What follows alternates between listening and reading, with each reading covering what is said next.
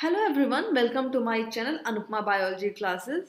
In this plant physiology series, today our topic is ascent of sap. This video is taken from Plant Physiology series CBSE class 11th topics chapter 12 and part 6th.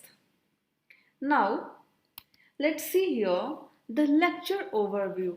So in this video we will see pathway of water movements in roots by apoplast pathway and symplast pathway. Next is role of mycorrhiza, then ascent of sap, in which root pressure theory and transpiration pull and cohesion of water theory. Now let's start the topic. At first, we will see here the pathway of water movements in roots. So how does the water move in roots? Once water is absorbed by the root hairs and other epidermal cells, it moves centripetally across a cortex, endodermis, pericycle and finally enters into the xylem. Water moves from cell to cell along the concentration gradient, and there are two possible pathways in which the first one is apoplast pathway through cell and the second is symplast pathway through cytoplasm. So the first one, that is the apoplast pathway. Here this figure showing the symplast and apoplast pathway in epidermis, cortex, endodermis and pericycle. Now at first, apoplast pathway. The apoplast system includes interconnecting cell walls, intercellular spaces, cell walls of the endodermis, excluding the Casparian strips, xylem tracheids and vessels. In this pathway, water moves from the root hairs to the xylem through the walls of intervening cells without crossing any membrane or cytoplasm.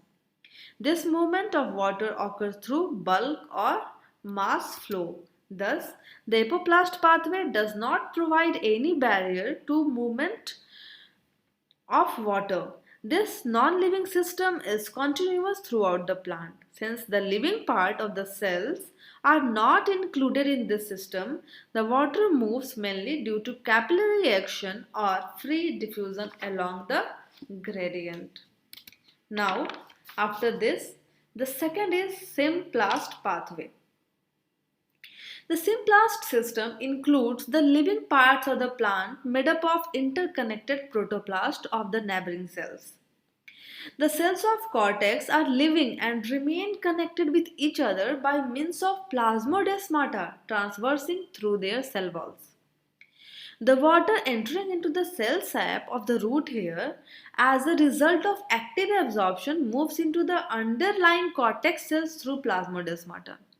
All the cells of the cortex and bounded by a continuous selectively permeable membrane.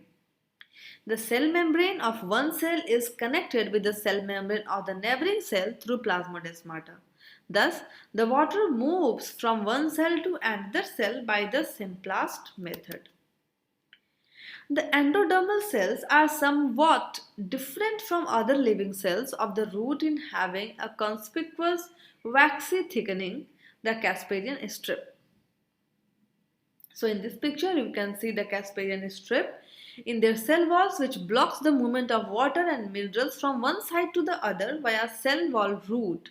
Thus, the water can reach up to endodermis through apoplast, but it moves through the endodermis by symplast. Now, what are the main difference in the symplast and apoplast? Symplast path in cytoplasm while the apoplast path in the cell walls. Symplast path where the water enters the root cell by the crossing the plasma membrane, while in the apoplast path the water does not enter the root cells but stays in the cell walls. Symplast path not blocked by the Casparian strips, while the apoplast path blocked at the endodermis by the Casparian strips. Symplast path can continue to xylem while the apoplast path cannot continue to xylem unless it passes into the root cell through the plasma membrane. So what are the differences in the apoplast pathway and the symplast pathway? Apoplast pathway consists of non-living parts of the plant body, that is cell wall and intercellular spaces, while the symplast pathway it consists of living parts of the plant body, that is protoplast connected by the plasmodesmata. Apoplast pathway is little resistance in the movement of water, while the symplast pathway has some resistance occurs in the movement of water through symplast. Apoplast is faster while the symplast pathway is slightly slower. Apoplast has the metabolic state of root does not affect this pathway, while the metabolic state of root directly affects the symplast pathway. So these are the main differences between the apoplast pathway and the symplast pathway. Now, after this, here what is the role of mycorrhiza and what is mycorrhiza? The roots of some higher plants are associated with the fungal mycelia. Such an association is called mycorrhiza. It represents a mutualistic symbiosis between the root system of the higher plants and the fungal hyphae.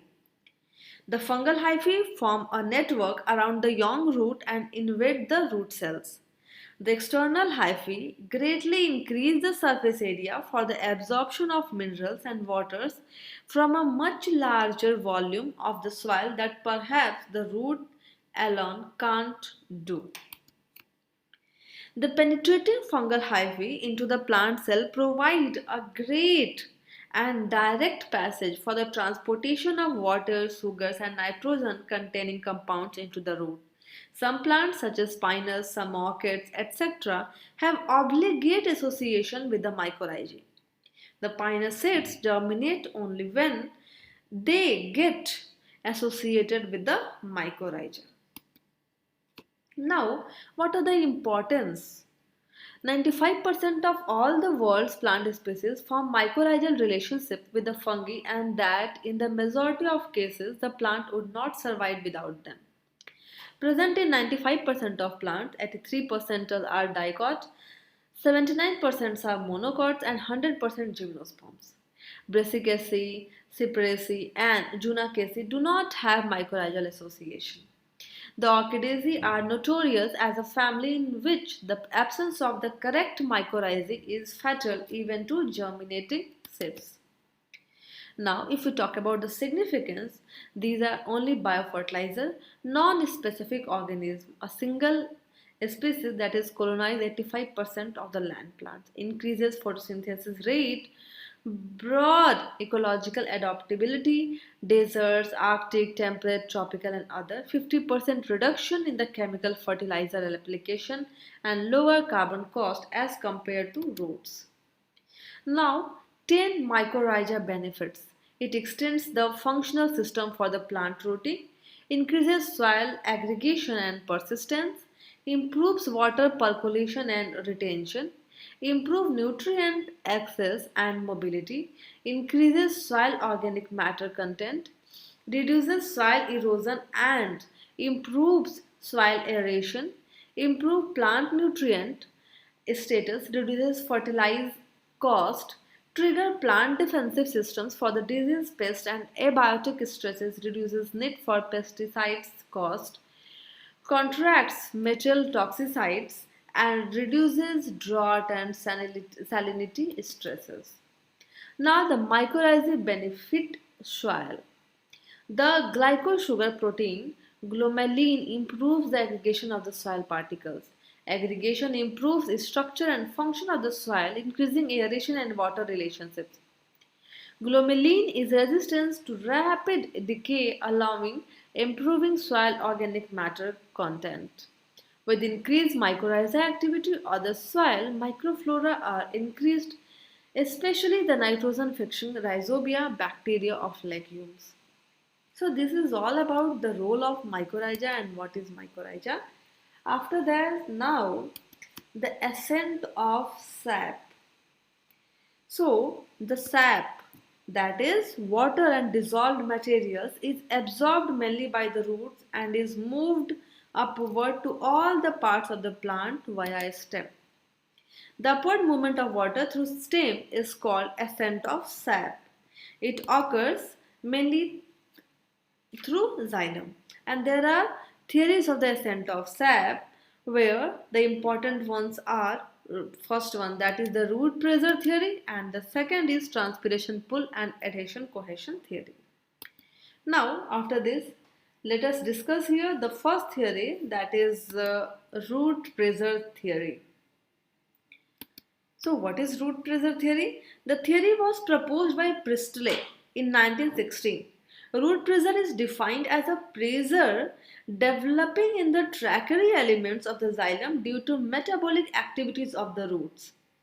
The pressure is caused due to diffusion pressure gradient and is maintained by the activity of the living cells. The root pressure is therefore referred to as an active process, and which is confirmed by the pressure is not observed when the roots are placed and some hypertonic or isotonic solutions. Oxygen supply and some poisons also affect the root pressure without affecting semi-permeability of the protoplasm, and living roots are essential for it occur. It is believed that the root pressure is largely responsible for the ascent of sap in the herbaceous plant. The pressure develops more in shortened seasons, like the rainy season in tropical and spring season in temperate habitats, which favor optimum metabolic activity and reduced transpiration. The magnitude of the root pressure is about 2 bars or atmospheres. Now, to demonstrate the root pressure in plants, let us discuss here an experiment.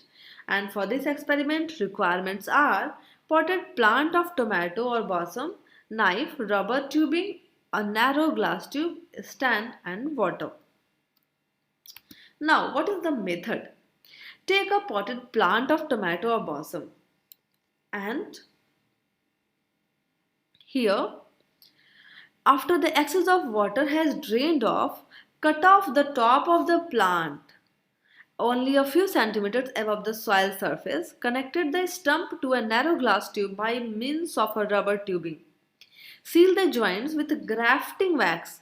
Pour a little water into the tube and mark its level. A small vial drop can be placed above the water surface in the tube to avoid surface evaporation. Keep the apparatus for some time and observe the change in the level of water in the tube. So what you see? You will see the water level starts rising in the glass tube. The rise of water indicates the root pressure. So if we talk about the explanation, a continuous absorption of water by the root hairs and its transportation to the xylem via various tissues like the cortex, endodermis and pericycle causes a hydrostatic pressure to develop in the xylem. This pressure of water is known as root pressure, which is responsible to raise water up to a certain height. The root pressure can be measured by fitting a manometer instead of vertical tube. So this is all about the root pressure theory. After this, the second theory is here, transpiration pull and the cohesion of water theory. So, this theory was originally proposed by Dickson and Joly in 1894 and further improved by Dickson in 1914. The theory is based on the following features, in which cohesive and adhesive properties of water molecules to form an unbroken continuous water column in the xylem. Transpiration pull or tension exerted on this water column. So, the xylem vessels are the tubular structures extending from roots to the top of the plant. Cells are placed one above the other with their end walls perforated, forming a continuous tube.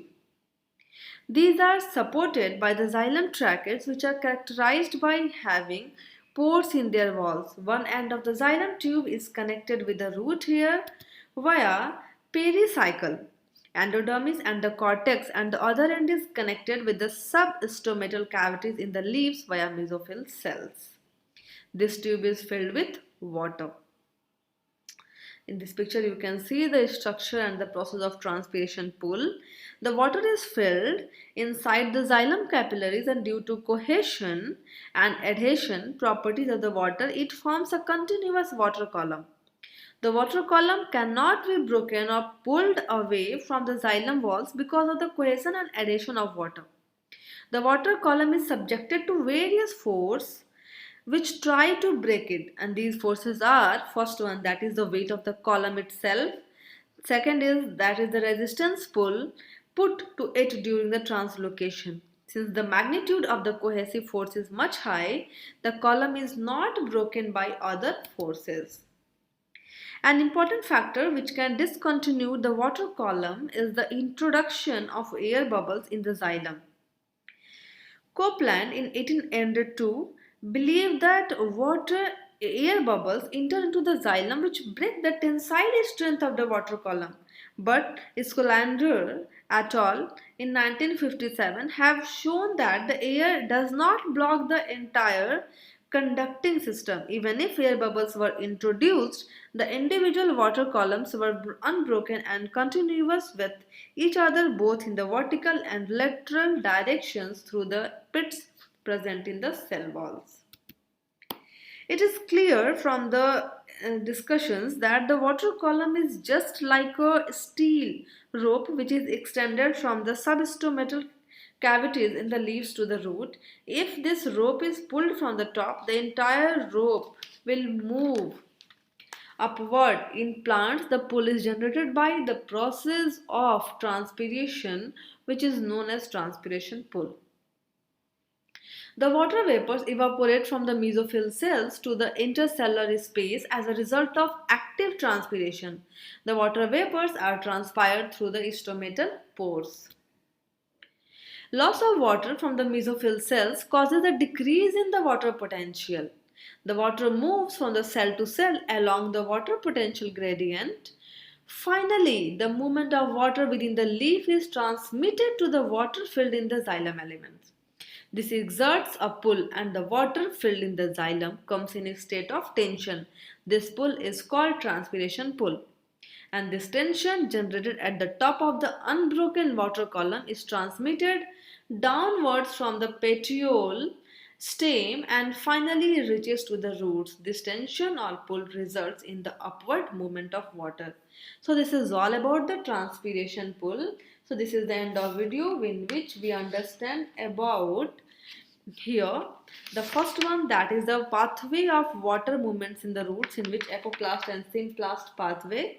Then what is the role of mycorrhiza in plant, then ascent of sap, in which the root pressure theory and the transpiration pull and cohesion of water theory. Now the next upcoming video will be on the transpiration, which is the small openings on the underside of the leaves, and these are called stomata, and by this stomata the movement or the release of water is known as transpiration. So about the transpiration we will discuss in the next video. So if you understand this video, please like and share it and subscribe to my channel Anupma Biology Classes. If you have any questions, any queries or any suggestions, you can ask in the comment section below. Thank you for the watching.